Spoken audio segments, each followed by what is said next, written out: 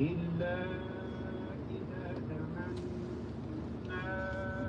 ألقى الشيطان في أمنيته فينسخ الله ما يلقي الشيطان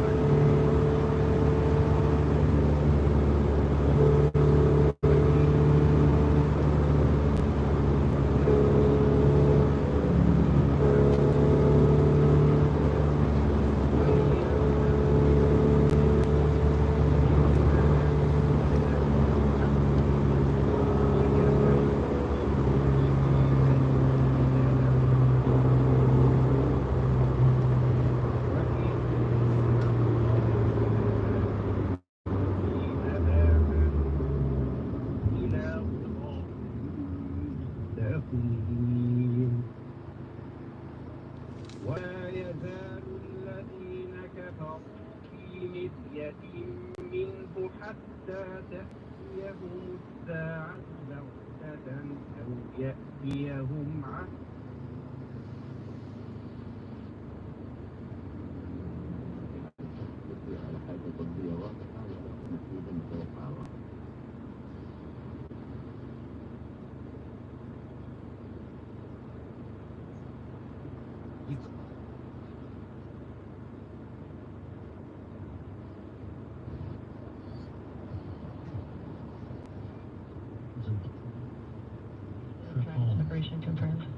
Their NASA colleagues praised their hard work and perseverance. Your service has been very much appreciated, and we'll miss you, but have a great journey home. And for crew arrival, we ring a bell in Navy tradition, and for crew 9, I did a baritone salute as you uncalled. Our science editor, Rebecca Morrell, watched the undocking. After a mission with so many twists and turns, the undocking was very straightforward. I mean, lovely images of the SpaceX Dragon capsule becoming increasingly tiny until it's a little white dot against the vastness of space. And it's a 17-hour journey for Butch and Sunny to get home. They're travelling with 2 other crewmates too. There are 4 of them inside the capsule.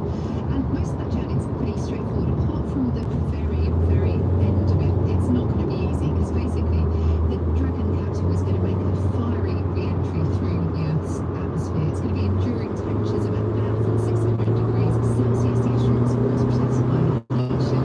As the spacecraft slows down, they'll be exposed to intense e-forces, so really push back in their chairs. Then 4 parachutes are going to open and leave the astronauts will dropped inside the capsule, but it should take it down to a very gentle splashdown on the ocean. I mean, astronauts describe this as a thrilling ride home. I'm being more than that myself. But it's absolutely petrifying that they're waiting to go back, at least not too long to go now. Yeah, thrilling, magic, and terrifying. I know humans do this kind of thing many times, but surprise they look to face when they return home, because they don't know what to see. They're going to have their work monitored for the rest of their lives. Yeah, being in space does take a toll on the body. I mean, they're witnessing environment works with some muscle wastage, unusual bone density, blood flow is affected. You know, all things gravity would normally do, even your vision actually, because the weightless environment affects the fluid behind your eyes. So your body goes through all of these changes. I mean, when they're on the space station, astronauts exercise like crazy. There are all these fabulous images of them running on treadmills, etc., to try and limit the amount of muscle bone loss that happens. But they will be extensively monitored when they come home. Actually, the body does readapt to gravity on the whole, so they should go back to normal, but it'll take a little while. But I mean, I think their first priority is going to be seeing their friends and family, and then they can get on the treadmill after that and sort themselves out. Rebecca Morrell. You're listening to the newsroom from the BBC World Service. Still to come. That's what I was there for. Suffice. It really is. We remember John Hemingway, the last of the Battle of Britain pilots, who's died at the age of 105. A reminder the main news. Hamas officials say renewed Israeli airstrikes across Gaza have killed more than 400 people, including senior political figures. Germany may soon be spending billions extra on defence. Politicians in Berlin are meeting now, debating whether to lift the country's long-held restrictions on government borrowing. Leading the charge is the incoming Chancellor, Friedrich Merz, who's backing a huge increase in security spending.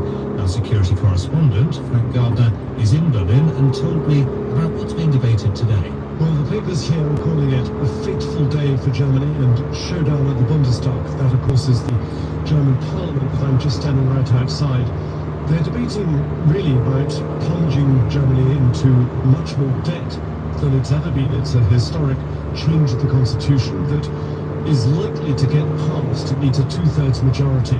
So Friedrich Merz, the likely incoming chancellor, has been putting together a kind of coalition of the willing, if you like, of political parties to basically remove what's called the debt brake, which was put in place by Chancellor Angela Merkel in the wake of the financial crisis of 2009. Germany is quite cautious historically about defence spending, not just because of the ugly past of the Second World War, in terms of military spending, but also because of fiscal prudence. But everything has changed with the Trump administration and the war in Ukraine, the sort of double whammy, as it were. Germany has decided, or certainly those in favour of the proposal have decided, they've got to spend billions of euros more on their own defence, as well as freeing up 500 billion euros and close to that number in dollars for infrastructure here in Germany. So just what would they invest in if much more money does become available? Well, for the infrastructure, it's about bridges, roads, railways. Deutsche Bahn is notoriously in difficulties, the German railway system. But when it comes to defence, it's really about production of artillery shells and air defence. So there's something called the Kiel Institute here in Germany that monitors a lot of the equipment going to Ukraine. And over 80% of the long-range rockets that Ukraine uses, things like HIMARS and ATACMS,